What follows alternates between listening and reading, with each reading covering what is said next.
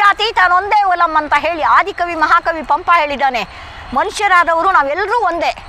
ಚಾಗದ ಭೋಗದ ಅಕ್ಕರದ ಗೇಯದ ಗೊಟ್ಟಿಯ ಅಲಂಪಿ ನಿಂಪುಗಳಿಗೆ ಆಗರಮಾದ ಮಾನಿಸರೇ ಮಾನಿಸರ್ ಅಂಥವರಾಗಿ ಪುಟ್ಟಲ್ ಏನಾಗಿಯೊಮ್ಮೇನೋ ತೀರದ ಪುದೆ ತೀರದೊಡಂ ಮರಿ ದುಂಬಿಯಾಗಿ ಮೇಣ್ ಕೋಗಿಲೆಯಾಗಿ ಪುಟ್ಟುವುದು ನಂದನದೋಳ್ ಬನವಾಸಿ ದೇಶದೋಳು. ಶಾಲೆ ಅವಧಿನಲ್ಲೇ ನಾನು ಇರಬೇಕಾದ್ರೆ ಬೇರೆಯವರ ಕೃತಿಗಳನ್ನು ಮತ್ತು ನಮ್ಮ ಗುರುಗಳಾದಂತಹ ಅವರು ಹೇಳುವಂತಹ ನಡೆದುಕೊಳ್ಳುವಂಥ ರೀತಿ ನೀತಿಯಿಂದ ನನಗೆ ಸಾಕಷ್ಟು ಅನುಭವ ಆಯಿತು. ಆ ಮೂಲಕವಾಗಿ ನಾನು ಪುಸ್ತಕವನ್ನು ಬರಿಬೋದಲ್ಲ ಅಂತ ಹೇಳಿ ಪ್ರಪ್ರಥಮ ಬಾರಿಗೆ ಗುರುಗಳನ್ನೇ ನಾನು ಮುಖ್ಯ ಗುರಿಯನ್ನಾಗಿಟ್ಟುಕೊಂಡು ಕಾಲೇಜಿನಿಂದ ಒಬ್ಬರು ಮತ್ತು ಹೈಸ್ಕೂಲ್ನಿಂದ 3 ಜನ ನಮ್ಮ ಗುರುಗಳ ಬಗ್ಗೆ ಸೇರಿಸಿ ಅಳೆಯಲಾರದ ಸವಿಯು ಮರೆಯಲಾರದ ಮುಖವು ಎಂಬ ನನ್ನ ಅನುಭವ ಮಾಲಿಕೆ ಪ್ರಥಮ ಕೃತಿ 1980ರಲ್ಲಿ ನಾನು ಬರೆದು ಅದನ್ನು ನಾನೇ ಸ್ವತಃ ಪ್ರಕಟಪಡಿಸಿದೆ. ಚೇಂಜಸ್ ಅಂತಂದರೆ ನಾನು ಯಾವಾಗಲೂ ಸದಾಕಾಲ ನಾನು ಹಲವಾರು ಸಂಘ ಸಂಸ್ಥೆಗಳು ನಡೆಸುವಂತಹ ಕಾರ್ಯಕ್ರಮಗಳಲ್ಲಿ ಭಾಗವಹಿಸ್ತಾ ಇದ್ದೆ. ಕವಿಗೋಷ್ಠಿಗಳು, ವಿಚಾರಗೋಷ್ಠಿಗಳು, ಸಂವಾದಗೋಷ್ಠಿಗಳು, ಉಪನ್ಯಾಸ ಕಾರ್ಯಕ್ರಮಗಳು, ಸಮ್ಮೇಳನಗಳು, ಈ ರೀತಿ ಹಲವು ಮುಖಗಳಲ್ಲಿ ಕಾರ್ಯಕ್ರಮಗಳು ನಡೀತಾ ಇತ್ತು. ಅದರಲ್ಲಿ ಭಾಗಿಯಾಗ್ತಾ ಇದ್ದೆ. ಭಾಗಿಯಾಗಿ ಅದರಲ್ಲಿ ನೋಡ್ತಾ ಇದ್ದಂಗೆ ನನಗೂ ಆಸಕ್ತಿ ಮೂಡಿತು ಮತ್ತು ನನ್ನಲ್ಲಿರ್ತಕ್ಕಂಥ ಪ್ರತಿಭೆ ಒಂದು ಹೊರಗಡೆ ಬರೋದಕ್ಕೆ ಒಂದು ಅವಕಾಶ ಆಯಿತು. ಹಾಗಾಗಿ ಅದ್ರ ಬಗ್ಗೆ ನಾನು ಹೆಚ್ಚಿನ ವಿಷಯವನ್ನು ಕಲಿತು ಗ್ರಂಥಾಲಯಗಳಲ್ಲಿ ಪುಸ್ತಕಗಳ ಬಗ್ಗೆ ಓದಿ ತಿಳ್ಕೊಂಡು ಅದರಿಂದ ಒಂದಷ್ಟು ಮಾಹಿತಿಯನ್ನು ಪಡೆದು ಮತ್ತು ಪುಸ್ತಕಗಳನ್ನು ಬರೆಯೋದಕ್ಕೆ ನನಗೊಂದು ಅವಕಾಶ ದಾರಿ ಸಿಕ್ತು. ಒಟ್ಟು ನನ್ನ ಕೃತಿಗಳು 15 ಕೃತಿಗಳು. ಅದರಲ್ಲಿ 2 ಕವನ ಸಂಕಲನ, ನನ್ನ ಸ್ವರಚಿತ ಕವನ ಸಂಕಲನಗಳು ಮತ್ತು ಒಂದು ಅನುಭವ ಮಾಲಿಕೆ ಮತ್ತು 3 ಜನ ಶಿವಶರಣರ ಕೃತಿಗಳು, ಸೊಡ್ಡಳದ ಬಾಚರಸ, ಏಕಾಂತ ರಾಮಯ್ಯ, ಆಯ್ದಕ್ಕಿ ಲಕ್ಕಮ್ಮ ಮಾರಯ್ಯ ದಂಪತಿ, ಈ 3 ಶಿವಶರಣರನ್ನು ಕುರಿತಂಥ ಕೃತಿಗಳು. ಹಾಗೆ ಸಂವಿಧಾನ ಸಾಮ್ರಾಟ ಅಂಬೇಡ್ಕರ್ ಅವ್ರ ಬಗ್ಗೆ ಅದು ಇಂಗ್ಲೀಷ್ ಭಾಷೆಗೆ ಅನುವಾದ ಆಗಿದೆ. ಮತ್ತು ಬ್ರಹ್ಮ ಸಮಾಜದ ಸಂಸ್ಥಾಪಕರಾದಂಥ ರಾಜಾರಾಮ್ ಮೋಹನ್ ರಾಯ್ ಅದ್ರ ಬಗ್ಗೆ ಕನ್ನಡದಲ್ಲಿ ಬ್ರಹ್ಮ ಸಮಾಜದವರು ಅದನ್ನು ಪ್ರಕಟಣೆ ಮಾಡಿದ್ರು. ಅದನ್ನು ಇಂಗ್ಲೀಷ್ಗೆ ನಮ್ಮ ಇನ್ನೊಬ್ಬರು ಸ್ನೇಹಿತರು ಡಾಕ್ಟರ್ ಎ ಶ್ರೀಲತಾ ಅನ್ನೋರು ಅದನ್ನು ಅನುವಾದ ಮಾಡಿದ್ರು. ಮತ್ತು ಜಗತ್ತಿನಲ್ಲಿ ತಂದೆ ತಾಯಿಗಳಿಗೆ ಹೆಚ್ಚಿನ ಮಹತ್ವವನ್ನು ಕೊಡಬೇಕು. ಮಾತೃದೇವೋಭವ, ಪಿತೃದೇವೋಭವ, ಆಚಾರ್ಯ ದೇವೋಭವ, ಅತಿಥಿ ದೇವೋಭವ ಅಂತ ಹೇಳ್ತೇವೆ. ಬಾಯಲ್ಲಿ ಹೇಳಿದ್ರೆ ಮಾತ್ರ ಸಾಲದು, ಅದನ್ನು ತಾಯಿಯ ನಿಜವಾದ ಕರ್ತವ್ಯ, ನಾವು ಮಕ್ಕಳು ಏನು ಮಾಡಬೇಕು ಅನ್ನೋದನ್ನು ತೋರಿಸ್ಕೊಡೋದಕ್ಕಾಗಿ ನಾನು ಗರ್ಭಸಂಜಾತ ತಪೋಮಾತೆ, ತಾಯಿ ಅಂದರೆ ಅವಳು ಒಂದು ರೀತಿ ತಪಸ್ಸಿನ ಫಲವಾಗಿರ್ತಕ್ಕಂಥ ಮಾತೆ. ಆ ಒಂದು ಉದ್ದೇಶದಿಂದ ವಿವಿಧ ಕವಿಗಳಿಂದ ಕವನಗಳನ್ನು ಸಂಗ್ರಹಿಸಿ ಆ ಪುಸ್ತಕವನ್ನು ಹೊರತಂದೆ. ಅದರ ಪ್ರಕಟಣೆಯ ಸಂಪೂರ್ಣ ಜವಾಬ್ದಾರಿಯನ್ನು ನಮ್ಮ ಕರ್ನಾಟಕ ಕೈಗಾರಿಕಾ ವಾಣಿಜ್ಯೋದ್ಯಮ ಕನ್ನಡ ಸಂಘಗಳ ಒಕ್ಕೂಟದ ಅಧ್ಯಕ್ಷರಾದಂಥ ಎಂ ತಿಮ್ಮಯ್ಯನವರು ಅದಕ್ಕೆ ನಂಗೆ ಸಹಕಾರ, ಪ್ರೋತ್ಸಾಹ, ಉತ್ತೇಜನ ಎಲ್ಲವನ್ನು ನೀಡಿ ಆ ಪುಸ್ತಕ ಬರೋದಕ್ಕೆ ಕಾರಣಕರ್ತರಾದರು. ಎಷ್ಟು ದಿವಸ ಅಂತ ಏನೂ ಇಲ್ಲ. ಆಗ ನಾನು ಶಾಲೆಯಲ್ಲಿ ಇರಬೇಕಾದ್ರೇ ನಾನು ಮನೆಯಲ್ಲಿ 5 ಜನ ಹೆಣ್ಣು ಮಕ್ಕಳಾದ್ರಿಂದ ನಮಗೆ ಹಣಕಾಸಿನ ಸೌಲಭ್ಯ ಅಷ್ಟು ಇರಲಿಲ್ಲ. ಸರ್ಕಾರಿ ಶಾಲೆಗಳಲ್ಲೇ ಓದಿದ್ದು, ಕಾಲೇಜು ಕೂಡ ಮಹಾರಾಣಿ ಕಲಾ ಕಾಲೇಜಿನಲ್ಲಿ ಓದಿದ್ದು. ಆಗ ನಾವು ಮನೆಯಲ್ಲೇ ಕುಳಿತುಕೊಂಡು ನಾನು ನಮ್ಮ ಅಕ್ಕಂದಿರು ಎಲ್ಲ ಸೇರಿ ಬುಟ್ಟಿಗಳನ್ನು ಹೆಣಿತಾ ಇದ್ವಿ. ಬುಟ್ಟಿಗಳನ್ನು ಕೂತ್ಕೊಂಡು ಶಾಲೆಯಿಂದ ಬಂದ ಮೇಲೆ ಅದು ವಿದ್ಯುತ್ ದೀಪ ಇರಲಿಲ್ಲ, ನಮಗೆ ಸೀಮೆಎಣ್ಣೆ ದೀಪ, ಆ ಮೂಲಕವಾಗಿ ಓದ್ತಾ ಇದ್ದಿದ್ದು, ಬರಿತಾ ಇದ್ದಿದ್ದು. ಮತ್ತು ಆ ಮೂಲಕವಾಗಿ ನಾವು ಬುಟ್ಟಿಗಳನ್ನು ಹೆಣೆದು ಅದನ್ನು ಒಂದು ಸಣ್ಣ ಪುಟ್ಟ ಹಣವನ್ನು ಸಂಗ್ರಹಿಸಿ ಆ ಮೂಲಕವಾಗಿ ನನ್ನ ಸ್ವಂತ ಖರ್ಚಿನಿಂದನೇ ಆ ಪುಸ್ತಕವನ್ನು ನಾನು ಹೊರತಂದೆ. ಆ ಟೈಮ್ನಲ್ಲಿ ಒಂದು ಪುಸ್ತಕದ ಬೆಲೆ 2 ರೂಪಾಯಿ. ಆಗ ನಾನು ಒಂದು 500 ಪುಸ್ತಕಗಳನ್ನು ಮಾತ್ರ ಮಾಡಿದೆ. ನಾನು ಏನಂದರೆ ನಾವು ಏನೇ ಆದರೂ ಕೈಗೊಂಡ ಮೇಲೆ ಅದನ್ನು ಮಾಡಲೇಬೇಕು, ಬದ್ಧತೆ ಇರಬೇಕು. ಶಿಸ್ತು, ಬದ್ಧತೆ, ಪ್ರಾಮಾಣಿಕತೆ, ನೈತಿಕತೆ, ನ್ಯಾಯ ನಿಷ್ಠೂರತೆ ಮತ್ತು ಧರ್ಮ, ದಯವೇ ಧರ್ಮದ ಮೂಲವಯ್ಯ ಅಂತ ನಮ್ಮ ಬಸವಣ್ಣನವರು ಹೇಳಿದ್ದಾರೆ. ಆ ಮೂಲಕವಾಗಿ ಧರ್ಮೋ ರಕ್ಷತಿ ರಕ್ಷಿತಃ, ನಾವು ಧರ್ಮವನ್ನು ರಕ್ಷಿಸಿದ್ರೆ ಧರ್ಮ ನಮ್ಮನ್ನು ರಕ್ಷಿಸುತ್ತದೆ. ನಾವು ಬೆಳೆದಂಥ ವಾತಾವರಣ ಕೂಡ ಸತ್ಸಂಗ, ಎಲ್ಲ ಬ್ರಾಹ್ಮಣರ ಜೊತೆಯಲ್ಲೇ ಬೆಳೀತಾ ಇದ್ದೆ ನಾನು. ನನ್ನ ಜೊತೆಯಲ್ಲಿ ಗಮಕ ಕಲಿತವರು, ನಾನು 20 ವರ್ಷದ ಯುವತಿ, ನನ್ನ ಜೊತೆಯಲ್ಲಿ 45-50 ವರ್ಷದವರು ನನ್ನ ಗಮಕದ ವಿದ್ಯಾರ್ಥಿಗಳು. ಅವರ ಜೊತೆಯಲ್ಲಿ ನಾನು ಗಮಕ ಪರಿಷತ್, ನಮ್ಮ ಕನ್ನಡ ಸಾಹಿತ್ಯ ಪರಿಷತ್ ನಡೆಸುವಂಥ ಗಮಕ ಪ್ರವೇಶ ಮತ್ತು ಪ್ರೌಢ ಪರೀಕ್ಷೆಯಲ್ಲಿ ಉತ್ತೀರ್ಣಲಾದೆ. ನಾನು ಕಾಲೇಜಿನಲ್ಲಿ ಇರೋವಾಗಲೇ ಈ ಎಲ್ಲ ಪರೀಕ್ಷೆಗಳನ್ನು ಪಾಸ್ ಮಾಡಿಕೊಂಡೆ. ನಾನು ಇರ್ತಕ್ಕಂಥ ವಾತಾವರಣ, ಸತ್ಸಂಗ, ಸಜ್ಜನರು, ಒಳ್ಳೆ ದಾರಿಯಲ್ಲಿ ಹೋಗ್ತಕ್ಕಂಥ ಜನರ ಜೊತೆಯಲ್ಲಿ ನಾನು ಇರ್ತಾ ಇದ್ದಿದ್ದರಿಂದ ನನಗೆ ಇಂಥ ಒಂದು ಅವಕಾಶಗಳು ಕೂಡ ದೊರೀತು. ಏಕೆಂದರೆ ವಿದ್ಯೆಯಿಂದ ದೃಷ್ಟಿಯಿಂದ ಹೇಳಬೇಕಾದ್ರೆ ನಮ್ಮ ತಂದೆ ತಾಯಿಗಳು ಅಂಥ ವಿದ್ಯಾವಂತರಲ್ಲ, ಅಲ್ಪ ಸ್ವಲ್ಪ ಮಾತ್ರ ತಿಳಿತು ಅವರಿಗೆ. ಕನ್ನಡ ಓದುವಷ್ಟು, ಬರೆಯುವಷ್ಟು, ಅದನ್ನು ಸಹಿ ಮಾಡುವಷ್ಟು ಮಾತ್ರ ಗೊತ್ತಿತ್ತು. ನಮ್ಮ ಅಕ್ಕಂದಿರು ಕೂಡ 4 ಜನ ಯಾರೂ ಹೆಚ್ಚಿಗೆ ವಿದ್ಯಾಭ್ಯಾಸವನ್ನು ಮಾಡೋಕ್ಕಾಗಲಿಲ್ಲ. SLC ಒಳಗಡೆನೇ ಅಷ್ಟೇ ಮುಗಿಸಿದ್ದವರು. ನಾನು ಕೊನೆಯವಳಾದ್ರಿಂದ ಅವ್ರದ್ದೆಲ್ಲ ಮದುವೆ ಆಗಿ ಎಲ್ಲ ಒಂದು ಜವಾಬ್ದಾರಿಗಳು ಮುಗಿಯೋವರೆಗೂ ನನಗೆ ಅವಕಾಶ ಸಿಕ್ಕಿದ್ರಿಂದ ನಾನು ಈ ಕಾಲೇಜಿನ ಮಟ್ಟಕ್ಕೆ ಬರೋದಕ್ಕೂ ಒಂದು ಅವಕಾಶ ಆಯಿತು. ಮುಂದೆ ನಾನು ಬೆಳೆಯೋದಕ್ಕೂ ಒಂದು ದಾರಿ ಆಯಿತು ಅಂತ ನಾನು ಹೇಳಿ. ಫೇವ್ರೇಟ್ ಪುಸ್ತಕ ಅಂತ ಆ ಥರ ಏನೂ ಇಲ್ಲ, ನನಗೆಲ್ಲವೂ ಒಂದೇ. ಏಕೆಂದರೆ ವಿದ್ಯೆ ಅನ್ನೋದು ಒಂದು ಪರ್ವತ. ವಿದ್ಯೆ ಉಳ್ಳವನ ಮುಖವು ಮುದ್ದು ಬರುವಂತಿಕ್ಕು, ವಿದ್ಯೆ ಇಲ್ಲದವನ ಮುಖವು ಹಾಳೂರ ಹದ್ದಿನಂತಕ್ಕೂ ಸರ್ವಜ್ಞ ಅನ್ಬೇಕಾದ್ರೆ ವಿದ್ಯೆ ಅಂತಕ್ಕಂಥದ್ದು ಬಹಳ ಪರ್ವತದ ಸಮಾನ. ಅದನ್ನು ಗುರಿ ಮುಟ್ಟೋದಕ್ಕೆ ಯಾರಿಂದನೂ ಸಾಧ್ಯ ಇಲ್ಲ, ಅಲ್ಪದ್ದಲ್ಲ ಇದು. ನಾವು ಎಷ್ಟೇ ಸ್ವಾವಲಂಬಿಯಾಗಿದ್ದರೂ ಕೂಡ ವಿನಮ್ರರು, ಆಜ್ಞಾಧಾರ ಪಾಲಕರು ಆಗಿರೋದೇ ನಿಜವಾದ ಮನುಷ್ಯನ ಲಕ್ಷಣ ಅಂತ ಹೇಳಿ ನಮ್ಮ ಸ್ವಾಮಿ ವಿವೇಕಾನಂದರು ಹೇಳಿದ್ದಾರೆ. ಸ್ವಾಮಿ ವಿವೇಕಾನಂದರು, ರಾಮಕೃಷ್ಣ ಪರಮಹಂಸರು, ಆದಿಗುರು ಶಂಕರಾಚಾರ್ಯರು, ದ್ವೈತ ಮತದ ಸ್ಥಾಪಕರಾದಂಥ ರಾಮಾನುಜಾಚಾರ್ಯರು, ಈ ರೀತಿ ಎಲ್ಲರೂ ಕೂಡ ಈ ಆಚಾರ್ಯರು 3 ಜನರು, ಮಧ್ವಾಚಾರ್ಯರು, ರಾಮಾನುಜಾಚಾರ್ಯರು, ಶಂಕರಾಚಾರ್ಯರು, ಈ 3 ಜನ ಆಚಾರ್ಯರ ಪುಸ್ತಕಗಳನ್ನು ನಾನು ಈಗಾಗಲೇ ಓದಿದ್ದೇನೆ. ಅದ್ರ ಬಗ್ಗೆ ಉಪನ್ಯಾಸಗಳನ್ನು ಕೂಡ ಕೊಟ್ಟಿದ್ದೇನೆ. ಭಗವದ್ಗೀತೆ ಗೀತೋಪನಿಷತ್ತು ಅಂತ ಪ್ರಸಿದ್ಧಿಯನ್ನು ಪಡ್ಕೊಂಡಿದೆ. ಇದಕ್ಕೆ ವೈದಿಕ ಧರ್ಮದ ಸಾರ ಸರ್ವಸ್ವ ಫಲ ನಮ್ಮ ಭಗವದ್ಗೀತೆ ಒಳಗೆ ಅಡಕವಾಗಿದೆ. ಸುಖ ದುಃಖೇ ಸಮೇ ಕೃತ್ವ ಜಯಾಜಯೌ ಲಾಭಾಲಾಭೌ ಯುದ್ಧಾಯ ತಪೋಸ್ಥಿತಂ ಯುಜ್ಯಸ್ವ ನೈವಂ ಪಾಪಂ ಅವಾಪ್ಸಿಸಿ. ಇದು ಶ್ರೀಕೃಷ್ಣ ಪರಮಾತ್ಮ ಅರ್ಜುನನಿಗೆ ಉಪದೇಶವನ್ನು ಮಾಡಿದ್ರಿಂದ ಭಗವದ್ಗೀತೆ ಆಯಿತು. ಆ ಮೂಲಕ ನಮ್ಮ ದೇಹದಲ್ಲಿ ಇನ್ನೊಬ್ಬನಿದ್ದಾನೆ, ಅವನಿಗೆ ಪ್ರಭು ಮತ್ತು ಪರಮಸ್ವಾಮಿ ಅಂತ ಹೆಸರು. ಅವನು ಮೇಲ್ವಿಚಾರಕನಾಗಿ ಮತ್ತು ಅಪ್ಪಣೆ ಕೊಡುವನಾಗಿ ಇರ್ತಾನೆ, ಅವನಿಗೆ ಪರಮಾತ್ಮ ಅಂತ ಹೆಸರು ಅಂತ ಹೇಳಿ ನಮ್ಮ ಶ್ರೀಕೃಷ್ಣ ಅರ್ಜುನನಿಗೆ ಉಪದೇಶ ಮಾಡಿರುವುದನ್ನು ನಾವು ಕಂಡಾಗ ಸುಖ ದುಃಖ ಲಾಭ ನಷ್ಟ ಜಯ ಅಪಜಯ ಯಾವುದನ್ನು ಪರಿಗಣಿಸದೆ ನೀನು ಯುದ್ಧ ಮಾಡಲೆಂದೇ ಯುದ್ಧ ಮಾಡು, ಅದಕ್ಕೆ ನಿನಗೆ ಯಾವುದೇ ಪಾಪದ ಲೇಪವಿಲ್ಲ. ಅಂದರೆ ನಮ್ಮ ಕರ್ತವ್ಯವನ್ನು ನಾವು ಮಾಡಬೇಕು. ಡ್ಯೂಟಿ ಫಾರ್ ಡ್ಯೂಟಿ ಸೇಕ್ ಅಲ್ಲ, ಡ್ಯೂಟಿ ಫಾರ್ ಡಿವೈನ್ ಸೇಕ್ ಅಂತ ಹೇಳಿ ನಾನು ಹೇಳ್ತೀನಿ. ನನಗೆ ಬೆನ್ನೆಲುಬು ಅಂತಂದರೆ ನಮ್ಮ ಗುರುಗಳೇ ಒಂದು ರೀತಿಯಲ್ಲಿ, ಮತ್ತು ನನ್ನ ಜೊತೆಯಲ್ಲಿ ನಾನು ಇರ್ತಕ್ಕಂಥ ಸಹವಾಸ ಹೇಳದ್ನಲ್ಲ, ಎಲ್ಲ ಹಿರಿಯರು. ನನಗೆ ಹೆಚ್ಚಾಗಿ ನನ್ನ ವಯಸ್ಸಿನವ್ರಿಗಿಂತ ಹೆಚ್ಚಾಗಿ ಹಿರಿಯರ ಜೊತೆಯಲ್ಲಿ ನಾನು ಇದ್ದಿದ್ದರಿಂದ ಅವರ ಒಂದು ರೀತಿ ನೀತಿ ನಡವಳಿಕೆ ಇದೆಲ್ಲವನ್ನು ನಾನು ನೋಡಿ ಮುಂದುವರಿಸಿದೆ. ಉದಾಹರಣೆಗೆ ಕೆಲವಂ ಬಲ್ಲವರಿಂದ ಕಲ್ತು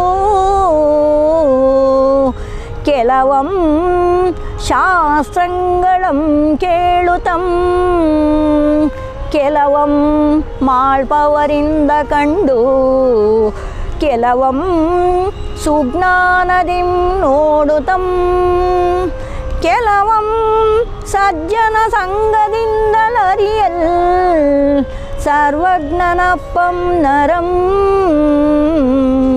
ಫಲವುಂ ಪಳ್ಳ ಸಮುದ್ರವೈ ಹರ ಹರ ಶ್ರೀ ಚೆನ್ನ ಸೋಮೇಶ್ವರ.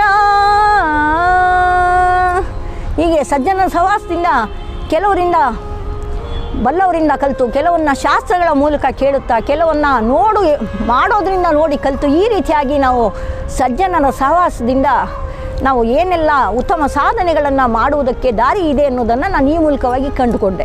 ಕಲಿತ ವಿದ್ಯೆ ಅಂತ ಹೇಳಿದ್ರೆ ಇನ್ನೊಬ್ಬರನ್ನ ನೋಡಿ ನಾವು ಕಲಿಯೋದ್ರಿಂದ ಅದರಿಂದ ನಾವು ಏನಾದರೂ ಮಾಡಬೇಕು ಅನ್ನೋದ್ರ ಮೂಲಕ ಪ್ರಯತ್ನಗಳನ್ನು ಮಾಡಬೇಕು.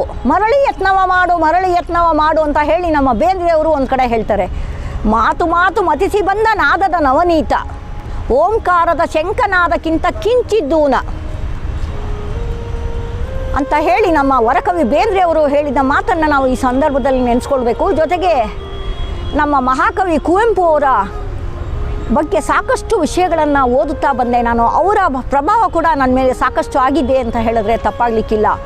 ಏಕೆಂದರೆ ಕರ್ನಾಟಕದಲ್ಲಿ ಕನ್ನಡ ಭಾಷೆ ಇವತ್ತು ಎಂಥ ಒಂದು ಅತಂತ್ರ ಸ್ಥಿತಿಗೆ ಬಂದಿದೆ. ಒಂದು ಕಡೆ ತಮಿಳರ ರಾಜ್ಯ ಆದರೆ ಮತ್ತೊಂದು ಕಡೆ ಈ ಮಾರ್ವಾಡಿಗಳ ಸಾಮ್ರಾಜ್ಯ ಮೆರೀತಾ ಇದೆ. ಅಂಥ ಒಂದು ಸಂದರ್ಭದಲ್ಲಿ ಕುವೆಂಪು ಅವರು ಹಿಂದೆನೇ ಹೇಳಿದ್ರು 20ನೇ ಶತಮಾನದಲ್ಲಿ, ಈಗ ನಾವು 21ನೇ ಶತಮಾನದಲ್ಲಿದ್ದೇವೆ. ಕರ್ನಾಟಕ ಎಂಬುದೇ ಹೆಸರೇ ಬರಿಯ ಮಣ್ಣಿಗೆ, ಮಂತ್ರ ಕಣ ಶಕ್ತಿ ಕಣ, ತಾಯಿ ಕಣ ದೇವಿ ಕಣ, ಬೆಂಕಿ ಕಣ ಸಿಡಿಲು ಕಣ, ಕಾವ ಕೊಲುವ ಒಲವ ಬಲವ ಪಡೆದ ಛಲದ ಶಕ್ತಿ ಕಣ, ಋಷಿಯ ಕಾಣ್ಬ ಕಣ್ಣಿಗೆ ಅಂತ ಹೇಳಿರೋದನ್ನು ನಾವು ಕಲ್ತ್ಕೊಳ್ಬೇಕಾಗಿದೆ. ಅಷ್ಟೇ ಅಲ್ಲ, ಅವರ ಶ್ರೀರಾಮಾಯಣ ದರ್ಶನಂನಲ್ಲಿ ನಿಜವಾದ ರಾಮ ರಾವಣರ ಪಾತ್ರ ಒಂದೇ ಎಂಬುದನ್ನು ಅವರು ತೋರಿಸ್ಕೊಟ್ಟಿದ್ದಾರೆ. ಅಂದರೆ ರಾಮನನ್ನು ರಾವಣನ ರೂಪದಲ್ಲಿ, ರಾವಣನನ್ನು ರಾಮನಾಗಿ ಕಾಣೋ ರೂಪದಲ್ಲಿ ನಾವು ಮಾರ್ಪಡಿಸ್ಬೇಕು. ಪಾಪಿಗೂ ಉದ್ಧಾರ ಮಿಹದೋ ಸೃಷ್ಟಿಯ ಮಹದ್ವ್ಯೂಹ ರಚನೆಗಳು. ಪ್ರತಿಯೊಬ್ಬ ಪಾಪಿಯ ಜೀವನವನ್ನು ಉದ್ಧಾರ ಬಯಸ್ತಕ್ಕಂಥದ್ದೇ ನಮ್ಮ ಶ್ರೀರಾಮಾಯಣ ದರ್ಶನಂತಹ ಮಹಾಕಾವ್ಯದ ದಾರ್ಶನಿಕ ವ್ಯಕ್ತಿಯ ಒಂದು ಲಕ್ಷಣ ಅಂತ ನಾನಾದರೂ ಭಾವಿಸಿದ್ದೇನೆ. ಈಗಾಗಲೇ ಇದೆ, ನನಗೆ ಸಾಕಷ್ಟು ಮನಸ್ಸಲ್ಲಿದೆ. ನಮ್ಮ ದೇವರಾಜ ಅರಸು ಅವರು ಮಲ ಹೊರುವಂತಹ ಏಹ್ಯ ಪದ್ಧತಿಯನ್ನು, ಅನಿಷ್ಟವನ್ನು, ಕ್ರೂರ ಪದ್ಧತಿಯನ್ನು ನಿಷೇಧಿಸಿ ಅದಕ್ಕೆ ನಿಜವಾದ ಜೈಕಾರವನ್ನು ಕೊಟ್ಟಂಥವರು. ಅದರ ಬಗ್ಗೆ ಬರೀಬೇಕು ಅಂತ ಹೇಳ್ತಿದ್ದೇನೆ. ಮತ್ತು ನಮ್ಮ ಮಹಾನ್ ಸೌಧ, ವಿಧಾನಸೌಧವನ್ನು ಕಟ್ಟಿಸಿದಂತಹ ಕೆಂಗಲ್ ಹನುಮಂತಯ್ಯನವರು ಹಾಗೂ ನಮ್ಮ ಕರ್ನಾಟಕದ ನಾಡಪ್ರಭು ಕೆಂಪೇಗೌಡರು ನಿರ್ಮಿಸಿದಂತಹ ಈ ನಾಡಿನಲ್ಲಿ ಇಂಥ ಮಹಾನ್ ವ್ಯಕ್ತಿಗಳ ಒಂದು ಪುಸ್ತಕಗಳನ್ನು ಬರೆಯುವಂಥ ಒಂದು ಉದ್ದೇಶ ಖಂಡಿತ ಇದೆ. ಅದಕ್ಕಿಂತ ಮಿಗಿಲಾಗಿ ನಮ್ಮ ಮಹಾತ್ಮ ಗಾಂಧೀಜಿಯವರು, ಲಾಲ್ ಬಹದ್ದೂರ್ ಶಾಸ್ತ್ರಿ ಅಂತವರು ಸತ್ಯ ಅಹಿಂಸೆಯ ಪ್ರತೀಕವಾಗಿ ಇರ್ತಕ್ಕಂತಹ ನೈತಿಕತೆಯನ್ನು ಬಿಂಬಿಸುವಂತಹ ಇಂಥ ವ್ಯಕ್ತಿಗಳು ನಮ್ಮ ಮೇಲೆ ಸಾಕಷ್ಟು ಸ್ಫೂರ್ತಿಯನ್ನು ನೀಡಿದ್ದಾರೆ, ಪ್ರಭಾವವನ್ನು ಬೀರಿದ್ದಾರೆ ಹಾಗೂ ನಮ್ಮೆಲ್ಲರಿಗೂ ಇನ್ನು ಮಾರ್ಗದರ್ಶಕರಾಗಿದ್ದಾರೆ. ಇದಕ್ಕೆಲ್ಲಕ್ಕಿಂತ ಮಿಗಿಲಾಗಿ 10ನೇ ಶತಮಾನದಲ್ಲಿ ಈ ಕನ್ನಡ ಸುವರ್ಣಯುಗ ಅಂತ ಹೇಳಿ ಅದು ಹೆಸರನ್ನು, ಪ್ರಸಿದ್ಧಿಯನ್ನು ಪಡ್ಕೊಂಡಿದೆ. ಎನ್ನಲ್ಲಿ ಇರಲಾಗಿ ನಮ್ಮಲ್ಲಿ ಅನಂತ ಅಪರಾಧಗಳು ನಮ್ಮಲ್ಲಿದೆ.